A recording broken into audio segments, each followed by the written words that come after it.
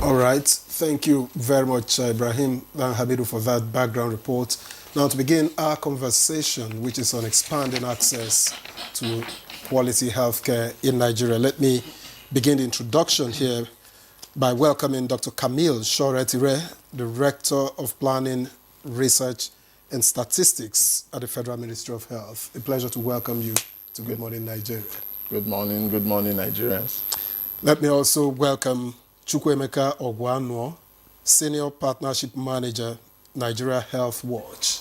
A pleasure to welcome you. Thank you very much, Victor. All right, and stay joining us for this conversation is Professor Abdulsalami Nasidi. He's a Pioneer Director General, Nigeria Center for Disease Control and Prevention, NCDC. Prof, it's always a pleasure to have you with us. Thank you very much, Nelson. To be with you again. All Good right. morning. Thank you. And joining us via Zoom, we can see her from Lagos. We have Professor Bola Olainka, Professor of Medical Micro, Public Health Expert, Independent Global Health Consultant. I hope we got to your designation correct, Professor Olainka. Yeah, good morning, Nigerians. And yes, you got it correctly. Thank you. Thank you. I'm particularly glad that we're having a female join us for this conversation. It would have been, if we didn't have a female, to talk about issues mostly that affects women. But thank you, gentlemen and lady, for joining us for this conversation. I'm sure that expanding access to quality healthcare in Nigeria, we're not talking about it in vacuum. We're relating it, of course, to the fact that yesterday was celebrated, around the world as International World Health Day. And if we look at the theme, which is healthy beginnings, and and all, yes, I think that is very, very relevant topic. So I'd like to start with Dr. Camille, and I'm just wondering how that relates to our health vision. Good morning, thank you. The World Health Day that we've been celebrating since the weekend, the theme is Healthy Beginnings, Hopeful Future, and this strongly aligns with the vision of the current administration with our health sector renewal investment initiatives that talks about the continuum of care from safe birth to a lifelong well-being.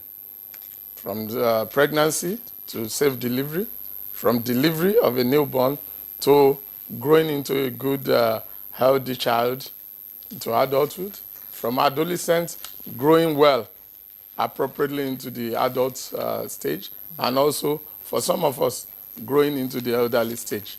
This strongly aligns with it, and all that we need to do to ensure that we have a safe pregnancy, safe delivery, and healthy aging are all captured in the health sector renewal investment initiative of the current administration as enshrined in the health sector strategy blueprint, which is guiding the implementation of health sector reforms currently in the country.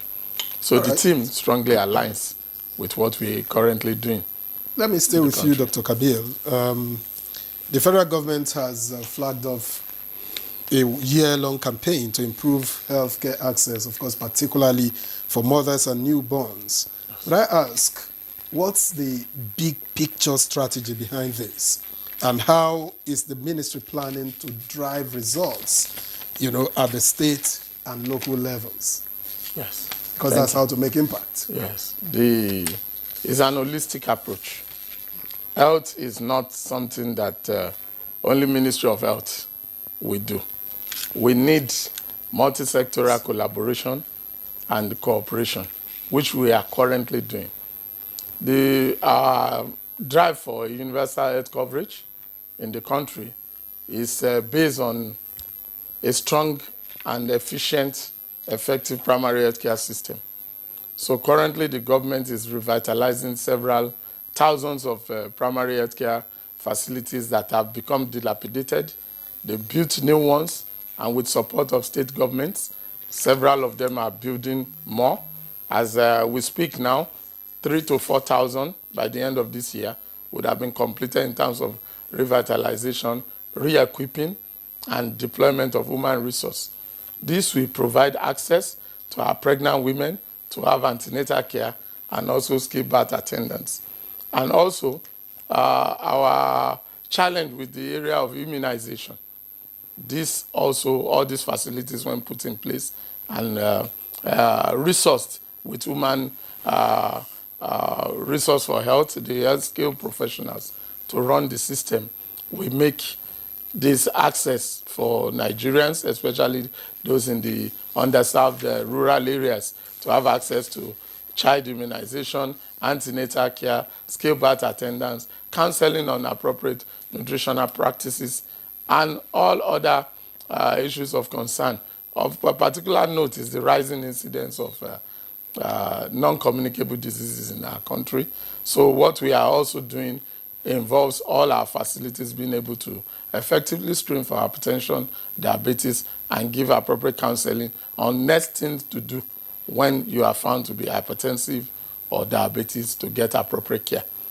Government has also put in place a vulnerable group fund and social action fund to help in making sure that communities in their small scale are able to take action, supporting their health facilities, supporting their healthcare delivery at those local level.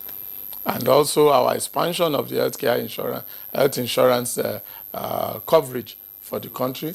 We've had remarkable shifts from what we used to have in the past. In the last 1 year, we have added 2 million lives under insurance cover.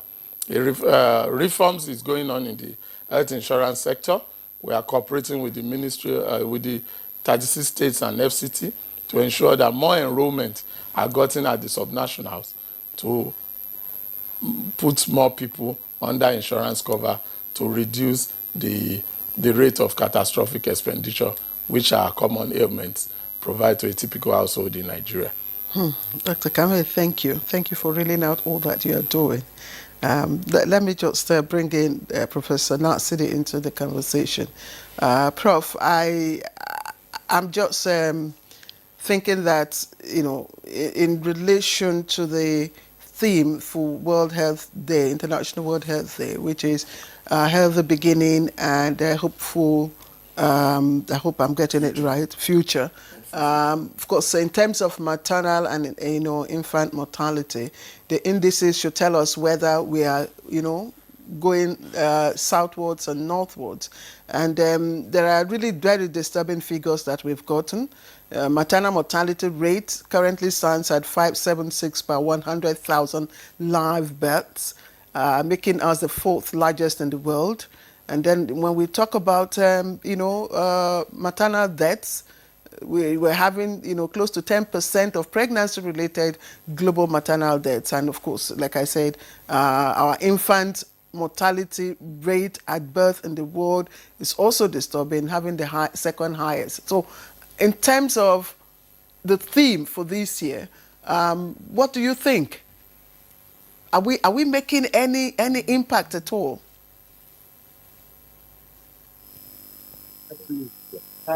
Okay, thank you for the question once again. Definitely, as we all know, it's unfortunate that a country like ours that is so endowed with so many resources, both natural and human, and with all the facilities, available to us, and will be among the poorest performing nations as regards public health indices in the world. It's very, very embarrassing. This continued, especially, with very poor health indices until about 2020, when we're thinking there will be progress and Nigeria could double up and catch up, and even, if possible, surpass where we are. So surpass the progressive countries that have attained universal childhood immunization, universal health coverage for their people. What we are seeing is the fact that there must be something missing. What has really occurred that, despite all efforts by both public and private sector and the donors, we are not making much progress. It's just like saying we have development plans, development partners, and yet there's no development. What is really happening? This is so embarrassing, especially when you are among international experts abroad attending conferences, and they portray our country to be having these poor indices. But it's unfortunate still that we can't expect much if, as we are talking today, only about 49% of healthcare facilities are providing the required services. Only about 41% of the pregnant women do have equitable access to high quality healthcare service in the country. And of course, if the funding of the health sector will continue to be what it was. I must say, I'm not a politician, but I would like to at least acknowledge the performance of this government by allocating huge resources to the health sector. Just some few years ago, the year 2001, all African heads of state met in Abuja to discuss the challenges of public health in the continent and the effect of these challenges on the development.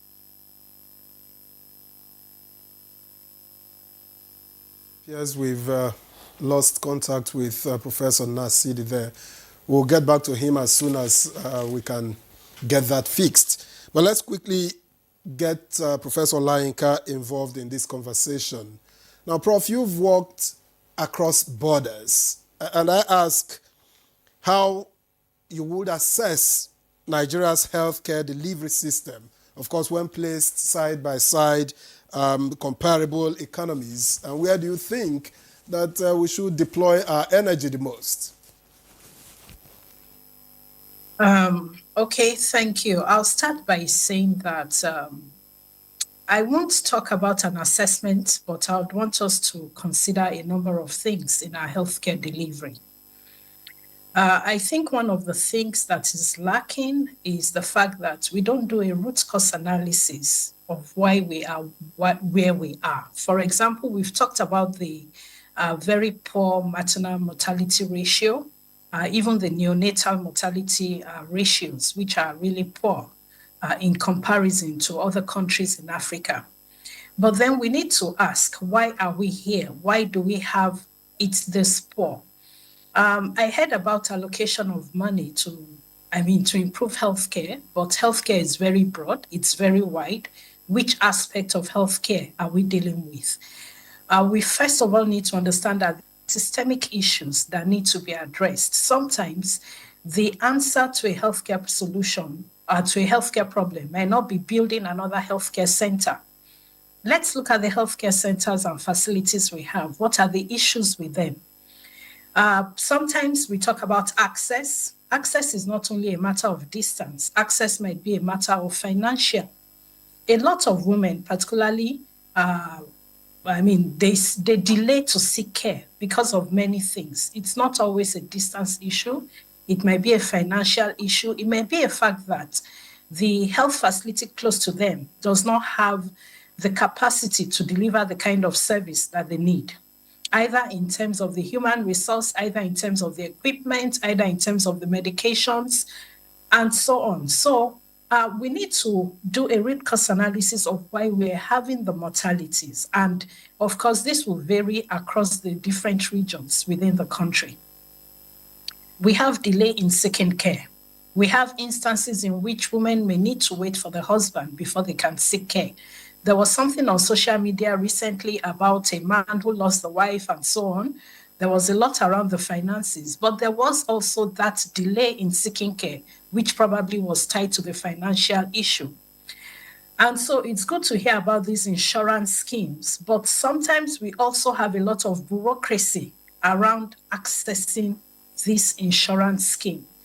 One thing is the emergency healthcare is actually not present in Nigeria. When I talk about emergency healthcare, the kind of intervention that needs to be done within 1 hour And it makes a difference between survival or a good quality of life or a poor quality of life. And those are some of the things that are really missing. So I believe that the government needs to really sit down and say, okay, how do we improve our systems? How do we improve efficiency? How do we improve emergency care, which can be delivered urgently as is needed? And, you know, when if we're saying, okay, yes, we want healthy beginnings and a hopeful future, we really need to look at this. A 1 minute difference, a 1 minute delay in child delivery, either in that child maybe accessing something like oxygen, makes a difference between that child's beginning and the child's future. And we talk about our children being the future of the nation, but they really need to be healthy. And being healthy starts not just from when they're born, even before they are born. And this is where the women come into place. Let's look at our youths, our adolescent girls. How are they being cared for? How is STI care being taken care of? How is pre-pregnancy taken care of? When they get pregnant, how is antenatal care delivery? How is antenatal care process taken care of? And of course, the delivery process itself, and then the care of the newborn, and so on and so forth. So, like I said, I'm not going to compare, but I really want us to go back, sit back, and look at what the gaps are, and put in strategies that that address these gaps, and not just a blanket, we've given money or we're building facilities. That may not solve the problem that we have at hand. Thank you. Thank you, Professor. Thank you. You've really talked from, like someone who's been wearing the shoes.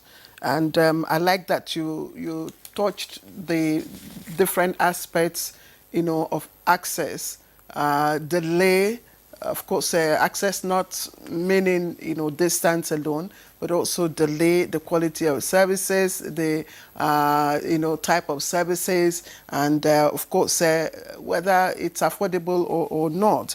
And, when you look at this, that's why I want to bring in Chukwemeka, who, of course, has been watching and listening. You've listened to the different items that, she talked about, and everything has to do with, funding. Everything has to do with funding. And I remember that some time ago in the Abuja declaration, there was a 15% funding ceiling.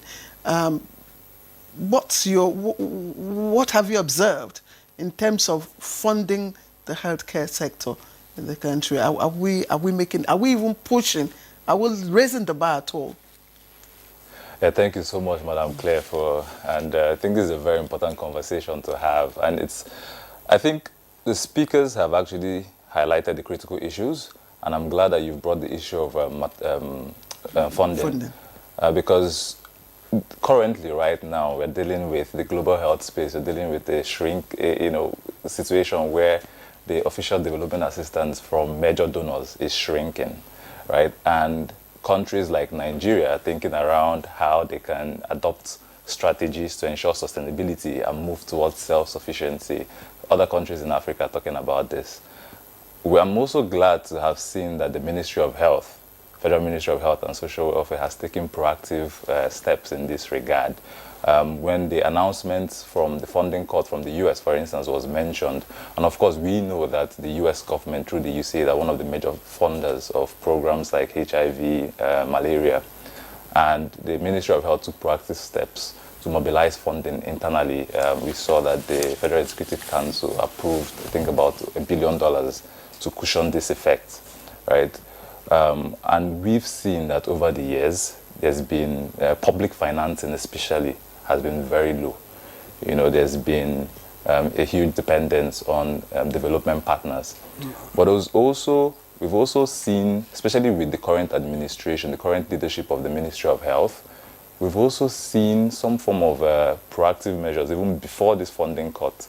Like Dr. Camille had mentioned, the Health Sector Renewal Investment Initiative was also in place, and through the SWAP framework, to mobilize resources under one framework to ensure that all development assistance coming into the country are channeled through one pool, one plan, one strategy to fund our health sector priorities, right?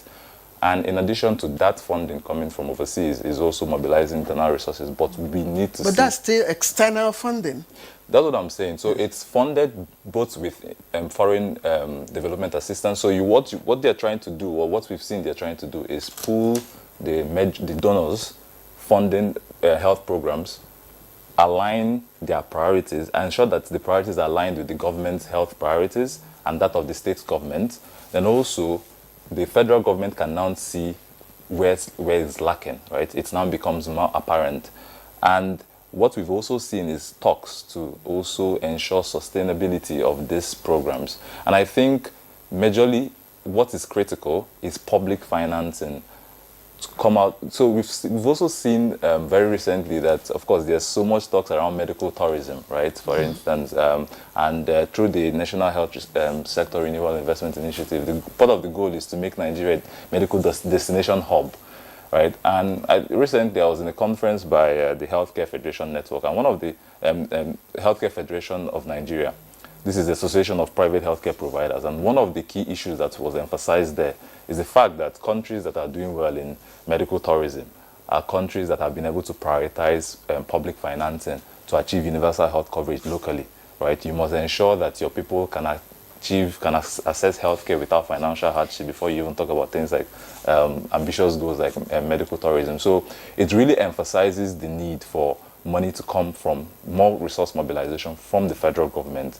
And we've also seen that happen in the short term. We also know that this funding that has been mobilized to meet the gap from the funding freeze from countries like the US and the UK is a bit short term. So we want to see more long-term plans to sustain these efforts.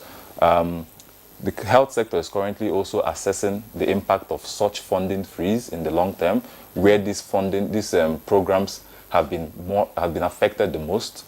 So I think what we're going to see, or what we expect to see happen, is more long-term strategies and long-term plans, to address these funding deficits within the country. And I'm also glad that Dr. Camille, for instance, is at the helm of affairs in addressing this. We at Nigeria Health Watch, we are at the forefront of this conversation. Now you're talking funding gaps. The Nigeria Health Watch has always talked about the need for more accountability in, the funding. And so what have you identified from your perspective? Where are the gaps, whether in funding or in healthcare delivery, that need to be plugged? So, funding in our healthcare delivery, it's quite broad, like Professor Olayinka mentioned. There are a couple of gaps where more resources are needed.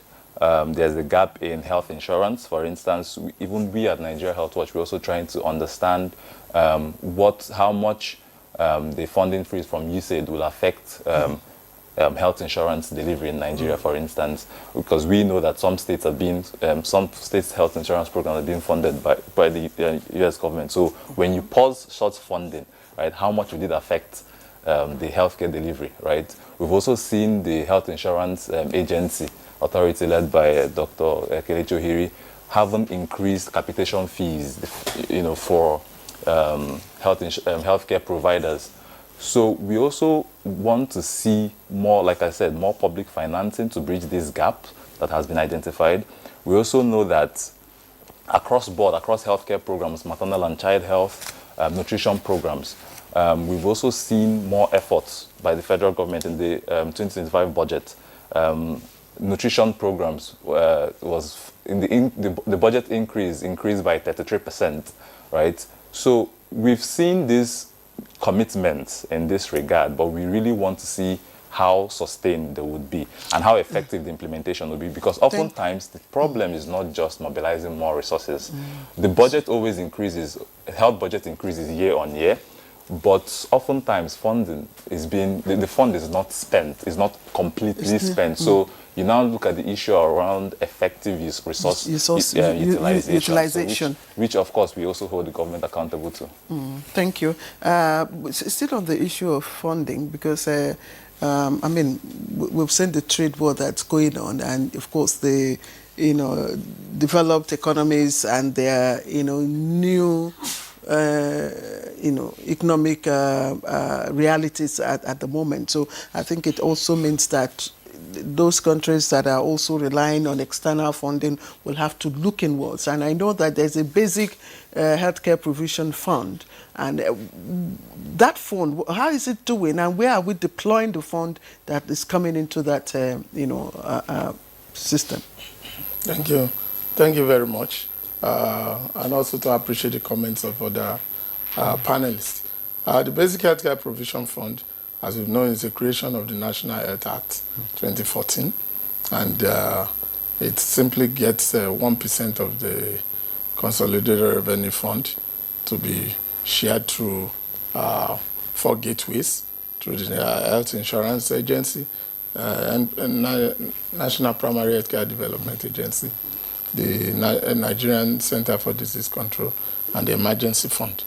So it's currently over 8,000 primary healthcare centers, 1 per ward, have been given direct funding.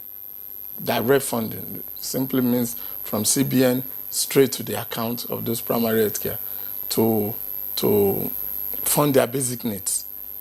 Some medicine and consumables to supplement if there is shortage of human resource for there. They can hire people on ad hoc basis to provide, if there's a problem of light, they need to do some wiring. If there's a repair of pumps or their source of water, and also keep the health facility good for access to people in the community. In addition to going to the community to mobilize people, to get them aware that these services are now available closer to you. So that is ongoing.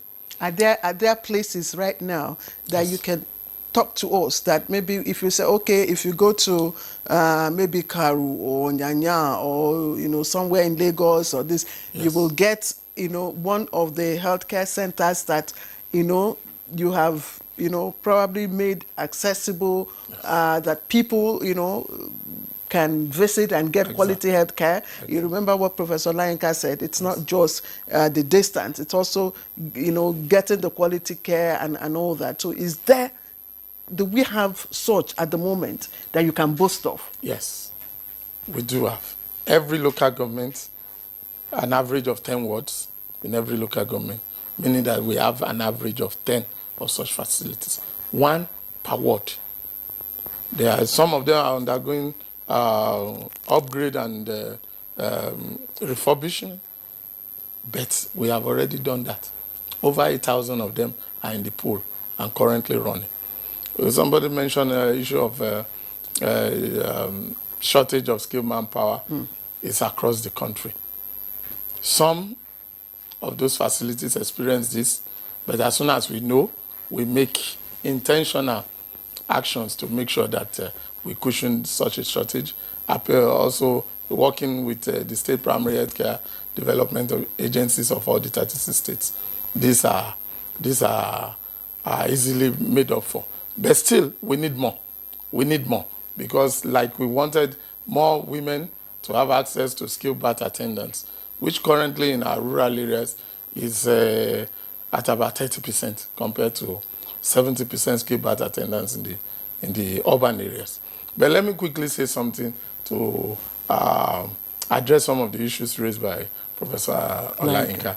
When this government, the current administration came in, we did a diagnostic workshop of the health sector. What is the problem? Why are we not getting results for the investment that we had? And all stakeholders were part of it. This took place around September 2023. And it was from that workshop, the Health Sector Renewal Investment Initiative they're currently operating, we got the backbone on 4 pillars. 1, there is need. From that workshop, we rose with a resolution, there is need to improve the governance of the health system. Improve governance. Management at all levels, being accountable, doing what they are supposed to be doing, and of course, ensuring that Nigerians get the needed quality for what they seek. The second one is to improve population health outcome.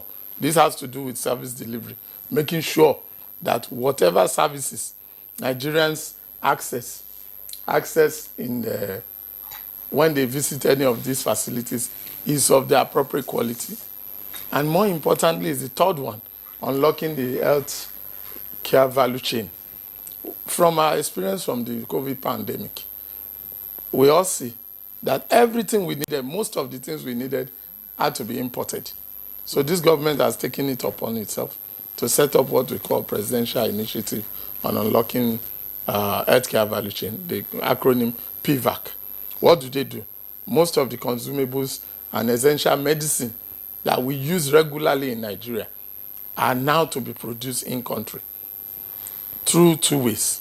Bring the factories, companies that are producing them abroad, to come and establish factory here to produce. Some have started. And in addition, get technical partnership from these foreign companies to support local manufacturers to produce some of these generic products. Because the National Health Account Analysis of 2022, which result came out in 2023, just about the time the government came into, showed that 70% of household income on health goes on malaria. And most of the malaria products are imported. So now local manufacturing has brought down the price, and then we are making sure that some of these medicine are available at these PHCs, especially the ones of basic healthcare. But how have all of these impacted affordability? Because, I mean, Prof made reference to someone who died recently, a pregnant woman, simply because the husband was requested to deposit 500,000 naira before they would give them attention, and that lady died with her pregnancy. Yes. Now, with over 70% of healthcare spending still out of pocket, how does the Ministry of Health plan to scale up, insurance, especially in rural communities? Thank you very much. We mentioned that there are reforms going on in the health insurance sector. In the last 1 year, we were able to add 2 million, and this is with the cooperation of the 36 states of the Federation and FCT. In terms of affordability, we also brought up a report that showed that many women that needed cesarean section from the rural areas end up either losing their babies or losing their lives just because they could not afford cesarean section. So this government has launched what we call maternal and child health, maternal and child mortality reduction innovations and initiative that we call MAMI, meaning that if a woman who is pregnant wants to deliver, and at the PHC they found out that this woman may have difficulty in delivering on her own, that she will need a surgical intervention, which is what we call the cesarean section. Any hospital she goes to, she will have access to cesarean section without necessarily paying. If she cannot afford this, she will not be denied the cesarean Please, section. can you repeat that again? So that, yes. Any facility, as we speak now, all our tertiary health institutions, teaching hospital, FMCs across the country have been directed to attend to any woman who has a need for cesarean section and cannot afford. That cesarean section must be done. They will now get the bill calculated for submission, and this will be paid for by the National But how many Health. are they? How many are they? Because by the time you swoop on these facilities, how many are they able to attend to in a day? A journey of 1,000 miles starts with a step. We have identified this need. We need to tackle it, and now we have started. Now, process is ongoing with the National Health Insurance Authority to identify private health facilities who have that have the facilities to provide cesarean section to come into this space, because many of these private health facilities are closer to these women than the big facilities. And we are also talking to the state governments, who are the owners of the general hospitals, which are present in virtually all local governments, to buy into this scheme and also use that as an avenue to implement their own health program for their people. Thank you. I will just assure you, we have started. Let us watch how it pans out. All right? And then we receive feedback on how to better improve it. Not starting at all is not an option. I agree with you. Not starting at all is not an option. But again, there's always a problem with when you start and then you find that it is good, and then sustainability of that is another problem. Professor Nasidi, I am throwing this to you. Again, I don't know, how current the statistics you gave us. 49% of existing healthcare and 41% of access. I'm sure that's not the outcome that the Ministry of Health, represented by Dr. Camille, is expecting from the, robust, input that he said they are putting into the system. What do you say about, the free cesarean section? You think it's sustainable, or is there any other way that can be achieved? Please, can you come again? What do I think about cesarean section? I didn't hear you very well. Yes, the free cesarean section, because he said the Federal Ministry of Health has, directed tertiary institutions across the country to take in any woman who has need, for a cesarean section, a C-section, and cannot afford it, to take her and, provide the services for her pro bono at that point. So I'm saying, do you think this is sustainable? Well, as I said, the key is, what do we do to get Nigeria to improve on its health indices so that we are not among the 4 worst nations with poor health statistics as regards maternal mortality, infant mortality, and so on and so forth. So actions that will improve our situation are those, quality access to quality healthcare at the primary healthcare level. So cesarean section and emergency response, is the issue of, those who have gunshots, injuries, accidents are taken to hospitals, and they say, oh, if you don't bring police report, you are not treated. I'm happy Nigeria has ruled that this initiative by the Ministry of Health to get all hospitals to respond to any woman that is in need or their need of a cesarean section to act before payment, that is life-saving. But it won't have a major impact on the general, statistics of, maternal mortality and that we are facing. But then secondly, the emphasis, especially if we are going by this, World Health Day theme, is to emphasize on how to make the dream of Professor Oluko Ransom Kuti, who established the primary healthcare, come true. How can we get more than at least 70–80% of Nigerians to access, good healthcare system? How can we get them to our children, 80% of our children to be fully immunized? And how can we get, our population to have, other facilities that are outside health sector, like good quality water, good access to information that health education that can increase the awareness of the population on how to, help themselves, and so on and so forth. I think these are the things that, I believe can make major impact. And I'm happy, at the last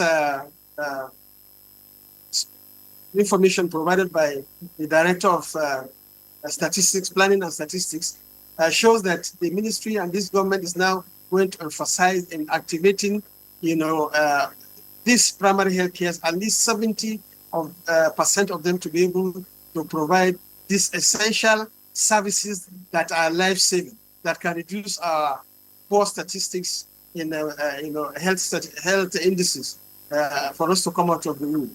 So yes, it's good to do the cesarean and the tertiary discipline, but how many tertiaries and how many of them can the have access to? What about the private sectors that can provide, these services? Should they also, provide, save the woman, and then send their bill? Or is it just the tertiary health institutions that are owned by government? That needs to be clarified. All right, so Professor Nasidi, thank you very much indeed for your intervention. Let me quickly get to Professor Olayinka. I want your take on the shrinking, foreign aid for health.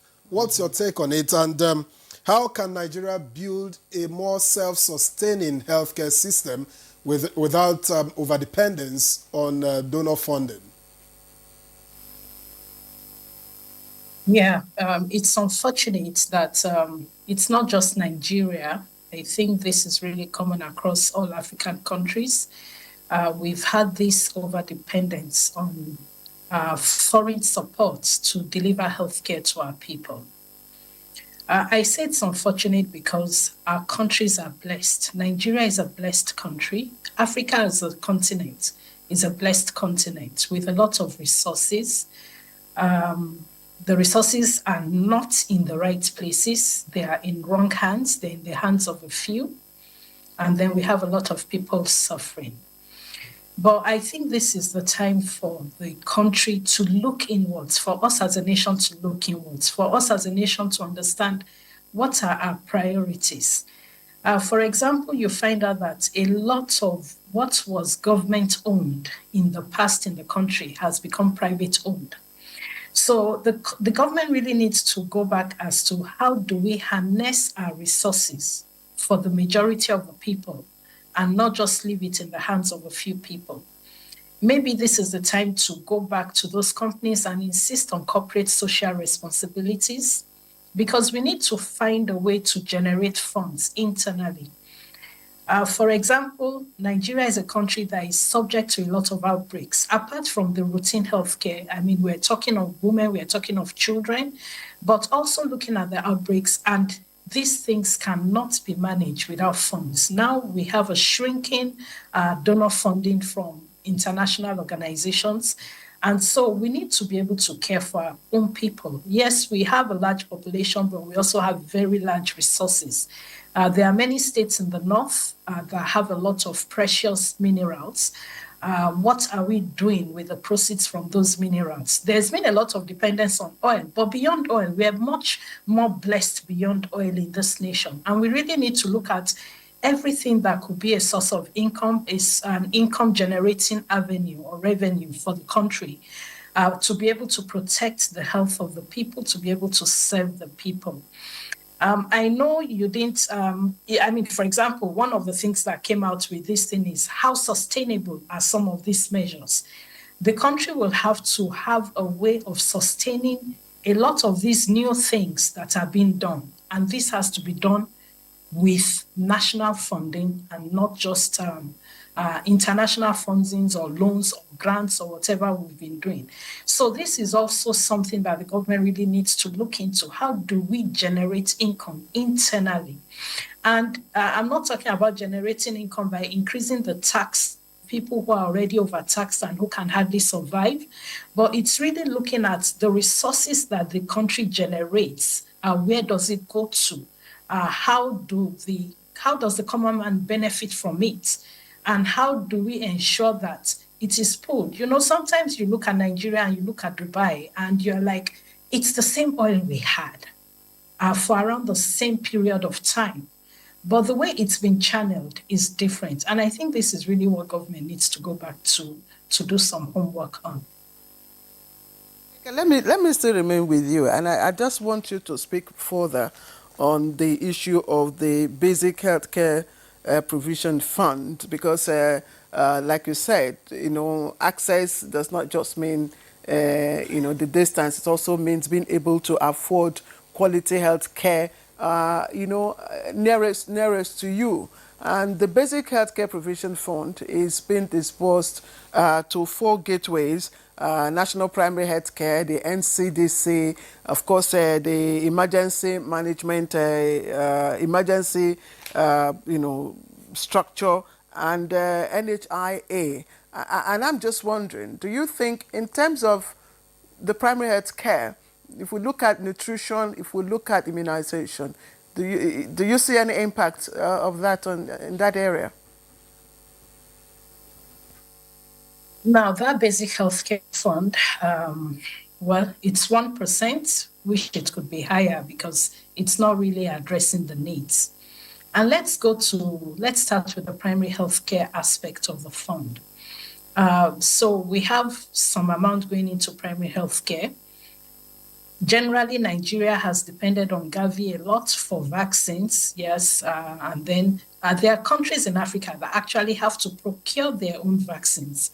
And I think we'll be getting to that point where we have to begin to procure vaccines and not just receive donated vaccines and find a way of distributing it. So these are some of the areas where we would really need to look in, see if we have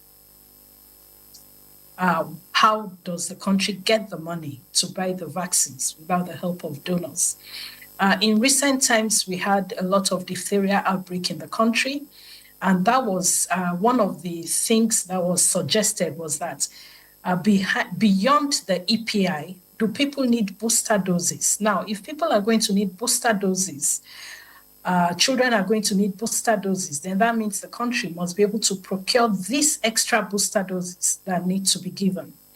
So primary healthcare, yes, we have the healthcare centers, but we also have the challenge that a lot of healthcare workers are not well paid. Don't get the healthcare personnel that have the right competence at the healthcare facilities. The primary healthcare facility is supposed to be that facility that can meet the need of a family. It's supposed to be like the family clinic. It can meet the needs of the man, the woman, and the children, and take care of everything they need basically in terms of health. But currently, some states are quite good with the primary healthcare center, and Lagos State is one of those. But if you go to some other states, the primary healthcare center is maybe just being manned by a junior community health extension worker. Now, the training of that person and the ability to make crucial decisions are a bit limited. And so we need to look at a primary healthcare center, not just as a facility with somebody who can, maybe provide some health educations and do some basic things, but a center that can meet the needs of the people. And we need to look at how we can upgrade our primary healthcare facilities to that level. Now, let's come to the aspect that goes to the NCDC. Nigeria is a country that I think has outbreaks every month of the year. We are never out of an outbreak. If it's not Lassa fever, it's meningitis. If it's not meningitis, it's measles. If it's not measles, it's cholera. And it goes on and on. And so many people are dying because of this access. Access financial, access in distance. And then there are some of these diseases that really, when you have this kind of outbreaks, people should not pay to manage an outbreak. The government should manage the outbreak, and it means treatment should be free when it is during an outbreak. But with the money that is currently being given from the Basic Healthcare Provision Fund, can it do this for the number of people who are affected by the outbreaks across all the states that we have in the country? Then looking at the third part, which is around trauma care, it's a very good thing because, accidents, you need an emergency intervention. But I think for me, the limitation is where the accidents happen are very far from where people can have this emergency intervention. Do we have functioning ambulance services that can pick anybody from anywhere and take them to where they can have access to these services, like a national ambulance system? Those are some of the things that should look into. Healthcare insurance, yes, it works maybe for people in urban areas, but what about the people in the rural area? How do they access this? How does this work for them? These are some of the questions that we need to be asking, and also to critically think about how we can address to improve our indices in the country. Thank you. All right, Professor Olayinka, thank you very much for your contributions so far. We'll pause here to take a break, and when we return, I would like to take on Mr. Ogwanwa on some of the issues that he should be concerned with. Please stay with us. Good Morning Nigeria returns shortly.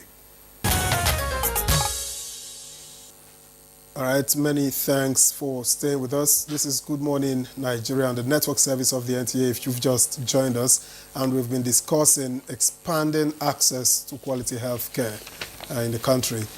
Now, before we went on break, we were talking about, government and the role it needs to play to plug gaps here and there.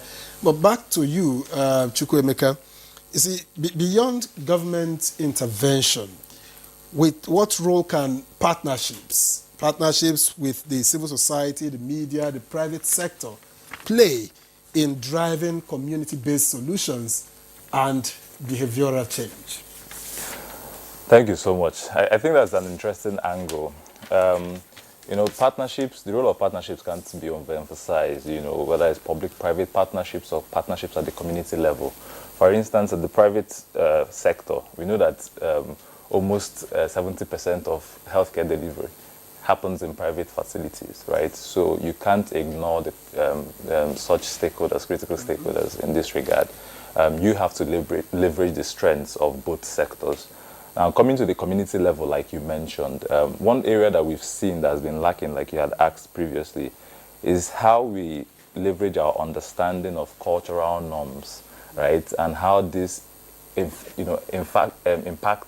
the perception of healthcare delivery and also access to healthcare delivery. So, for instance, aligned with the theme of this year's World Health Day around maternal health, we've seen situations like where pregnant women, refuse to receive care because a particular song isn't sung to them when they want to give birth in the hospital, so they prefer to go to the traditional birth attendants because they understand how they should be approached and how it should be made fun for them.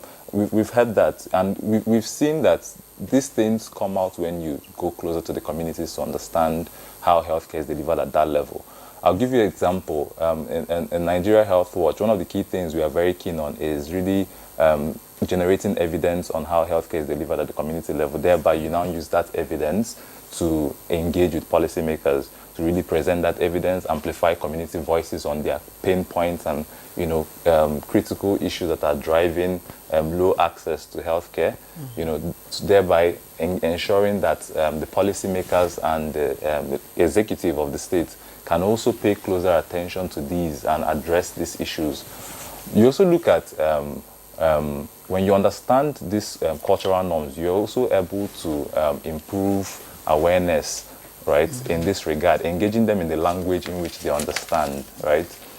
In terms of also public partnerships as well, partnerships goes a long way in improving health insurance, for instance, right? So Professor Nasidi mentioned how the MAMI initiative, how private healthcare providers can also be part of that, those that provide those care and also get remuneration from the government in that regard. So if you can't ignore such critical stakeholders in this regard. So then you also look at public-private partnerships in terms of improving efficiency in healthcare delivery. Private providers have the strengths of bringing state-of-the-art facilities, right, in delivering healthcare. So you have to also understand how that can improve the efficiency of healthcare delivery through things like mobile telemedicine, mobile health, digital health services, digital medical record keeping, and how digitalizing our health facilities record, right, can also improve documentation and the use of evidence, right, to inform healthcare delivery. So it's really important to understand what strengths exist within the private sector, both at the national level, at the community level. A lot of organizations, both CSOs, private sector organizations, operate at the community level. And you want to leverage as much of those resources and ongoing programs to ensure that they all build on one another. But I think I'll wrap up by saying that it's also important that while we improve these public partnerships in this regard, it's also we like that the last year there was a landmark policy initiative to give local governments autonomy, right? I think at this point we should be thinking around how that autonomy can improve healthcare delivery and accountability at the local government level. We've seen that Algon has started to take shape, absolutely, right? Yeah, so we need to also see how local governments, when resources are channeled through the local government, right, how they can now be, the influence and the power can be decentralized, and we are held more accountable at that level and not just at the Yes, federal level. I think I was at a meeting where the minister had conversation with some members of Algon, and they pledged, of course, to partner in that aspect. But you talked about partnership for efficiency. What about partnership, to mitigate brain drain? Maybe now at the bilateral level, because sometimes the Minister for, Honorable Minister State for Health, was in the UK. UK summit, and I know that he lamented, the alarming exodus of Nigerian healthcare professionals. I'd just like to read out some of the statistics. He said between 2020 and 2022, Professor Naside, this question is for you. The number of Nigerian doctors leaving the country increased by 145%. He said there was a 70% rise in migrating nurses and midwives, staggering 900% surge in medical laboratory scientists leaving the country, 68% of doctors and 52% of nurses, midwives relocated to the UK. And I'm just wondering, how can we, UK being one of our strategic partners, how can we now begin to relate with the UK in terms of partnership so that it can be mutually beneficial, so that we don't lose all our professionals going to UK. We also have something to retain them. Well, thank you. It's not a question of wanting to retain them without having the wherewithal to retain them. To make the brain extinct, we have to start thinking of how do we provide the facilities that they go to meet there, that they will be most happy to use and live their life as modern doctors. And also, we have to think, how can we match the remuneration that they can get there while they are working as compared to what will be given to them here. And also, we have to be able to match, the type of social services and amenities that the British government will offer them as soon as they arrive. While they are here, looking for a job. That even so, we say we don't have enough doctors. Our doctor population ratio is so low. Yet we have many young doctors graduating, and they will be looking for hospitals where to do internship. These are things that you just can't understand. Well, that is just one way that the brain drain, is so unfortunately embarrassing, so high and embarrassing that it has become an emergency. I was listening to the head of the MDCN and the chairperson of the MDCN, Dr. Fatima Kiani, just 3 or 4 days ago on the same NTA and the AIT.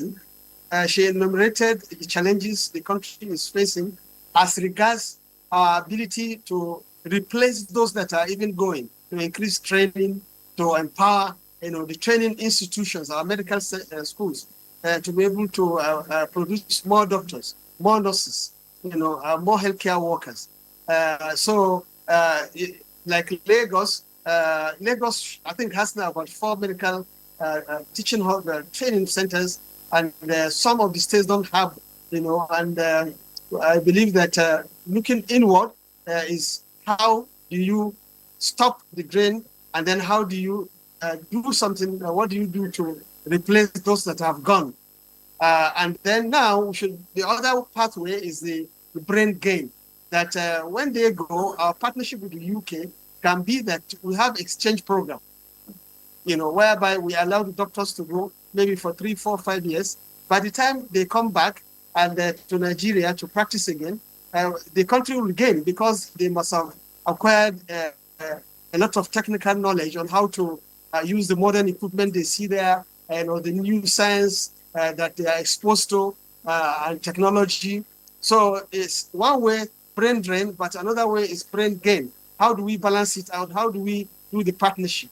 So the partnership must be progressive, must be beneficial to both parties.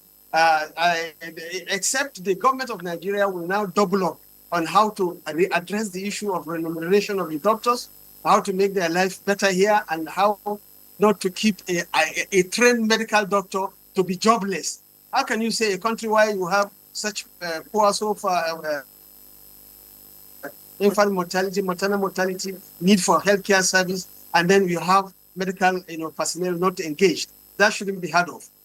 Of course, we don't think that the brain drain is only from Nigeria or from developing countries. Even from Britain, there are recorded brain drains from many British doctors, British healthcare workers. I worked in London, and I know what is happening. They are even also draining out to Canada, to US, to other countries that they have better pay.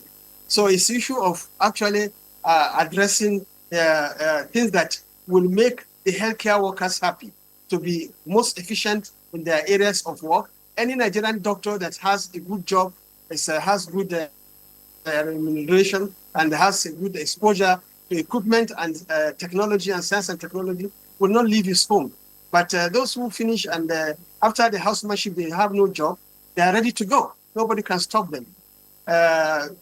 Lastly, it is so important to address the issue of the fact that issue of medical training and having adequate number of healthcare workers has now become virtually a health security issue, just like availability of the tools you need to use to fight these diseases, availability of vaccine, drugs, availability of personnel. So I think it should be addressed right from the budget level. And all these issues of salary differentials and so on and so forth that leads to industrial action in our healthcare system also should be addressed. And the best way to address it is to, get the National Assembly, get the executive to put priority on not just training healthcare workers, but maintaining them, keeping them, and empowering them to do what they have to do. Thank you, Professor Nasidi. We thank you very much. Very important points that you have raised. But just as we begin to round off this conversation, let me get to Professor Olayinka.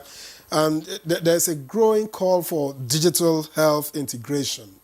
Now, in your experience, how do you think we can get low-hanging tech-based solutions to bridge the gap in access to healthcare, quality of healthcare in Nigeria? Okay, so I think one of the good things that has happened over the years in the country is every family has at least one phone. Beyond one phone, they have at least one smartphone. And we have a lot of apps. We have a lot of youths in the country who can develop apps within 30 minutes, 2 hours, if you tell them or give them an idea of what you need. So this might be a low-hanging fruit for the government to harness. One, it empowers our youths because they are doing something productive, something they can work on. They get money to keep their body, soul together if they're engaged in the development of these apps, in the management of these services. So during COVID, for example, there was an app that was deployed, just to use to raise awareness for healthcare workers on how to manage COVID. We know a lot of things happened with COVID using a lot of the tech tools, either for awareness, either for monitoring, and so on and so forth. And I think this is something that we should leverage on. We should leverage on the gains of things that we have used in the past and things that we have learned. Also, during the outbreaks, there was a tool at a time that NCDC was using, which was called SOMAS, which was also a tool by which, right from the community level, there could be information sent right to the national level about what is happening. And I think during COVID also, the Federal Ministry of Health did one for the healthcare facilities. One thing is we should not abandon good things. Rather, we should maintain them, we should sustain them, and we should improve on them. So different AI tools have been used in the past across the country. for different things. There were states that even had their own tech tools that we're using either for monitoring or for follow-up or for reporting. We should find a way to harness all of this and have a system that works. And I'm still going to bring us back even to World Health Day thing, because I don't want us to forget it. Maybe, yes, I'm a bit passionate about, I do not believe that any woman should die because of pregnancy or because of childbirth. Pregnancy is not a disease. It's a physiologic process. And so people should be able to go through it. So if we have such tools working, especially when we are talking about connectivity, for example, we were told about money. If we have... Professor Lainka, I wish I could allow you the time that you want. Unfortunately, we just have a few minutes and we need to allow the other guests to also make one or two contributions before we call it a wrap. And I'd just like to come back to Dr. Camille. Let's even look at, because we've been talking about, you know, matters that probably the ordinary Nigerian would not relate with. Somewhere in different parts of the northern country, we hear of malnutrition, a lot of children dying from malnutrition. And I'm wondering what specific program is being, you know, tailored to improve or upscale statistics in terms of nutrition. We're also looking at immunization. You know, it's also another issue that will, you know, impact on the indices of our health indices. What is being done in this area to scale up the numbers? Thank you. And as part of the Health Sector Renewal Investment Initiative, there is a deliberate provision by the ministry in conjunction with the 36 states and the FCT that we need to intensify effort at immunization. Immunization, let me appreciate all our traditional and religious leaders that have actually brought innovative ways of improving uptake of immunization across the country, especially in northern Nigeria, as led by His Eminence, the Sultan of Sokoto, and other traditional rulers that have been doing that. And we still charge them to continue to do it, to sustain it, because we still have a pocket of communities where children have never been immunized. We refer to as zero-dose children. We want to ask all Nigerians, tell your neighbors, tell your friends about the goodness of immunization so that we can catch all these babies, children, and make sure that they are protected from vaccine-preventable diseases like we see. On nutrition, we cannot divulge level of nutrition of our children, of households, from what is happening in the economy.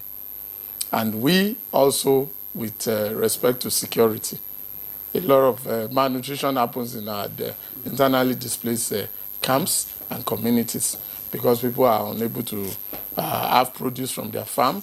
They do not have access to adequate nutrition.